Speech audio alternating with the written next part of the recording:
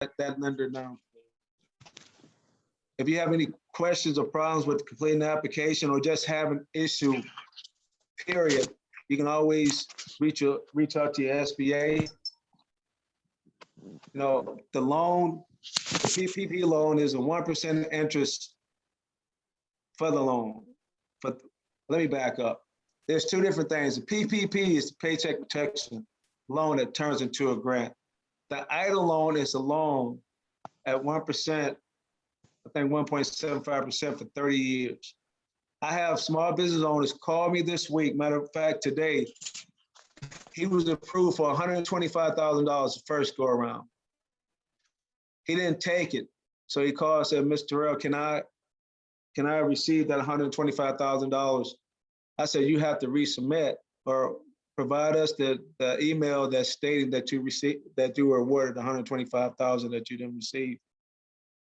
Don't get frustrated or upset that the loan was reduced from $125,000 to $50,000 because a lot of more people have accepted more money, or we've given more money during this time.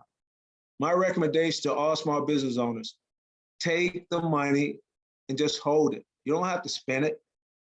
If you don't need it, give it back, but just take it and just see how the economy is moving. Because if it's not moving at the pace that you want, you'll have something if you need it, instead of doing like this gentleman had $125,000 that they tried to give him the first time. He turned it down. Now he needs it desperately.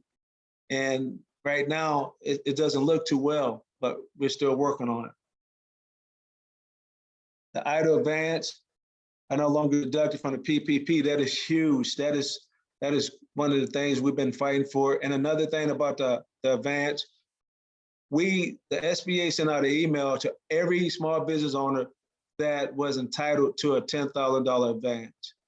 So if you have small business owners in that area, tell them to read over the emails from the SBA, see if they got an email stating that they were awarded the advance at $10,000, not $1,000.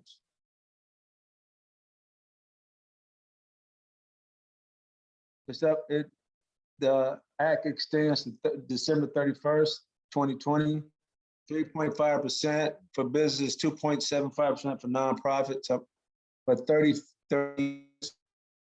The qualification simple. Loan increase, deferred changes, 24 months, up to $500,000 maximum loan.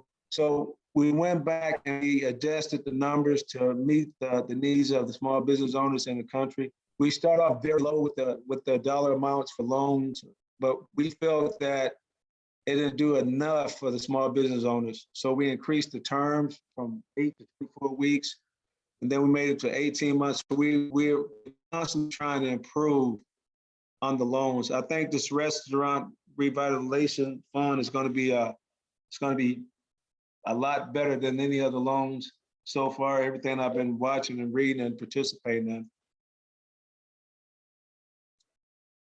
If they need a debt relief or a loan, and they have any questions, they can always reach out to the SBA. But when they go to their financial institution, let the banker know that they want to do a SBA 504 or 7A loan. The bank has to do the loan. We just guarantee the loan. If they have any questions about what they need to take into the financial institution, well, I'll explain that they need a business plan. How do you plan on paying back that loan? You just can't go in there empty-handed. So I would assist you in doing what you need to do as far as the documentations to get that information to the financial institution that you bank with. The advance, I talked about that. Provide $10,000 who qualify but didn't receive the advance due to the lack of funding. And now we're back to February of 2020 when we ran out of money basically to do the advance. That's why we're providing that $10,000 to those that didn't get it last time. We gave $1,000, so we said no, it wasn't right that some people got the 10,000. So we went back and said, okay, if you received the email from us we're letting you know that you are entitled to that advance. And just basic information that you have to provide, of course, your tax information, other documents that you would normally need, your 45016, so they pull 3 years of your tax information. Just submit the application, and there's a target advance at SBA. If you have any questions, or reach out to me for questions about that. I can't talk about the shared venue, but what it is for theaters. Like if you have you own a theater company where you do pop-up shows in the park and things like that, or a theater. I have a gentleman that has own theaters here in the Memphis area, but I can talk to him about this loan because we're not talking about it, or not. It's not going to be launched yet, so I had to tell him to wait. But once it's launched, I definitely will provide more information to you guys to get it.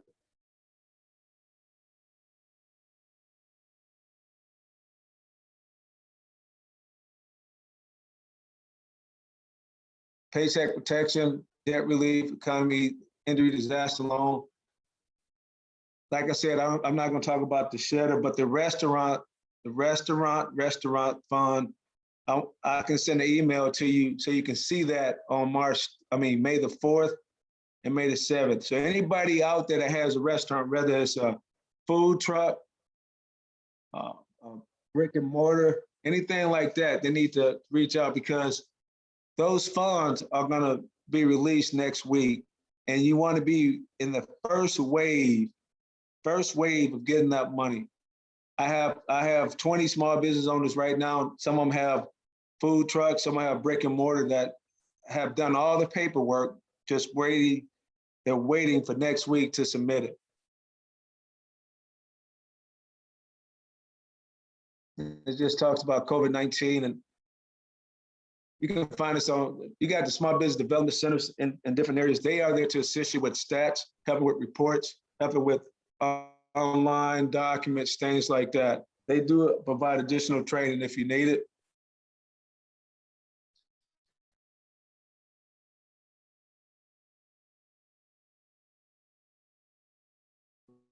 And these are some of the links that we have.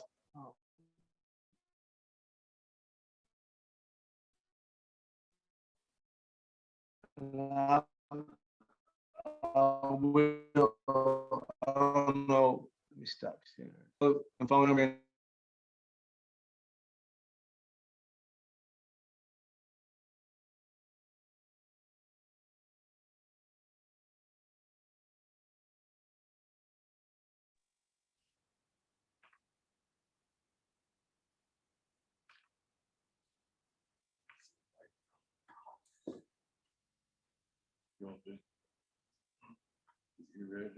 Sure. All right, thank you. Thank you very much. Go ahead. You want me to answer that question? If they told you to come in, either they're getting all the documentation ready for next week. That's the only reason they have you come in, because we haven't officially launched the funds. We're doing webinars. I was on one earlier today. So if they're doing that, they're letting you know to get all your paperwork ready. I personally recommend getting that ready. So when Monday or Tuesday, when we open it, that you be some of the first ones to get processed. Don't wait on the back end. I get it done. And from, I looked at that. I looked at some of the, and it's funny, I looked at one of the worksheets. I think it's 6 and 7, line 6 and 7. And there it says, how many locations do you operate at? And one lady, she operates, she has food trucks. She said, Mr. Terrell, I go to 11 locations. You times that by 5 million. And I said, that has to be a typo. It should be 5,000, but I double checked and it said 5 million. So you times that number and they give you this, to me, an ungodly amount of money, you know, And she said, is that real? I said, based on the information that I talked to my deputy, those numbers are good. So when you get that worksheet, if you have any questions about it, you can always I'm sending my email right now. Reach out to me and let me know and I'll walk you through it. But I think this is going to be one of the better ones that we have, especially for restaurant owners. I have a question. Yes, ma'am. I filled out a SBA loan and they're telling me that I've applied for one before and I've never applied for one before. And they're giving me the runaround and not going forward with it because I don't have any numbers or anything because I've never applied before. That was my first time. Yes, ma'am. That, believe it or not, that happens. I get calls like that maybe 30 times a week. My email address is in the chat. Email me with all the information, and I'll make sure that I reach out and tell you what happened. Okay. Yes, sir. So, and another thing, the $10,000 that you were talking about earlier. Yes, ma'am. So I didn't do anything in the first wave. Was that for the PPP or the EIDL? I didn't do anything for, so I mean, I don't qualify for getting that. When did you start your business? I've been in my business 10 years. Yes, you qualify for the PPP, the first draw, and the EIDL loan. And if you have a restaurant, and the restaurant fund. Okay, so I just confer with you when I send you an email. Yes, ma'am. I'll walk you through it. Thank you, sir. Who do you bank with? I bank with First Security Bank. All right. But I was doing the loan through Hope Bank, Okay. Hope Financial. Yes, ma'am. Yes. Make sure you contact your personal bank first and see if they still doing the PPP loan. Okay. And then the EIDL loan is through, the EIDL loan is through the SBA website. Okay. Thank you so much. Yes, ma'am.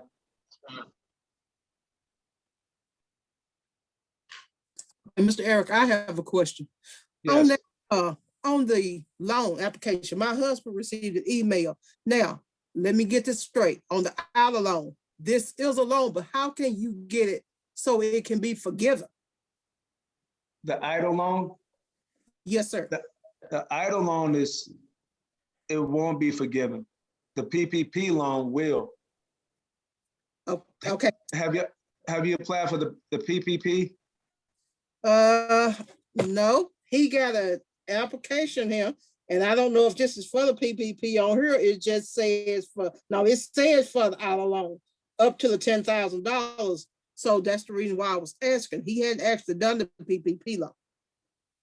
Yeah, have them do both because they're totally different. One, you utilize your bank to submit that application, and your bank doesn't charge a fee. The SBA is paying that fee to process that. If you go to www.sba.gov,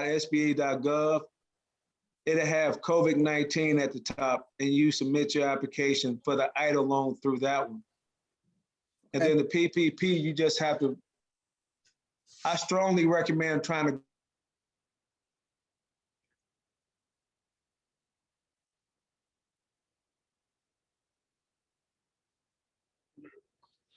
Going up. Gone.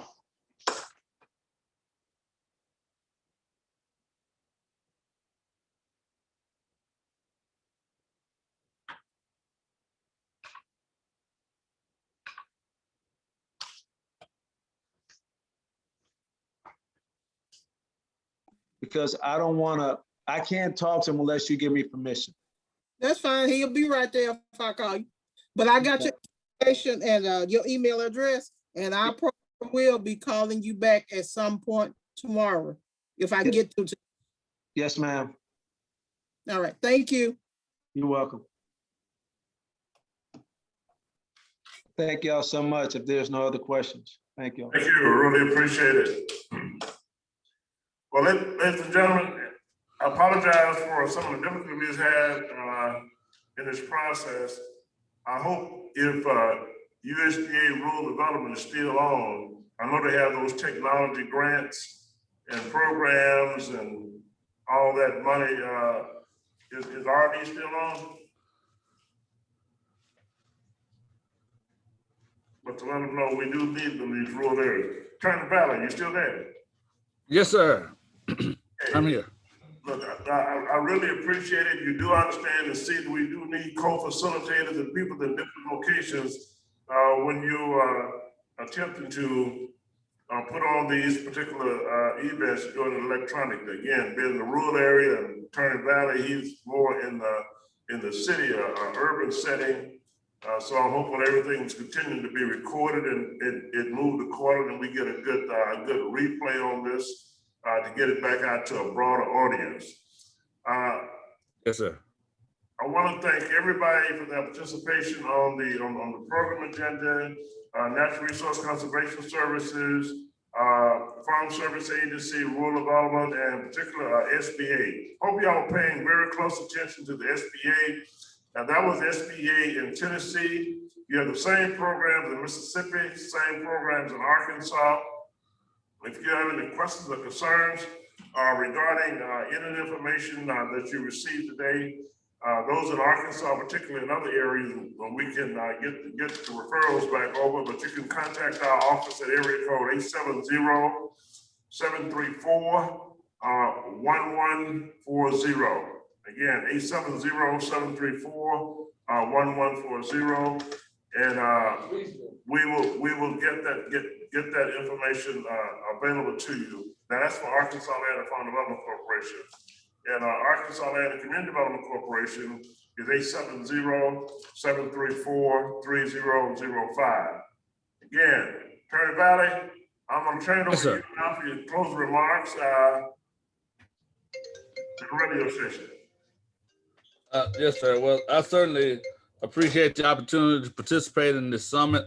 I'm grateful to each of the presenters, with particular reference to Mr. Danny Hoots, with the Arkansas office, Mr. Clyde Williams, and Mr. Steve Mosier, as well as Mr. Eric Terrell. They all provided, I think, vital information to our listening audience, and hopefully they will take this information to heart and make good use of it, especially with some of the forgivable loans, with the PPP, the idle loans, the various programs for farming. And we had good questions from the participants. So I think it went well. I think it's going to serve people well going forward. And I certainly hope that we can do more of these kind of informational sessions that we might help the people who need the help where they need it. And so with that, I'm James Valley with news, views, and looking at the law on KJIW FM 94.5. And we'll see you on the radio next Saturday.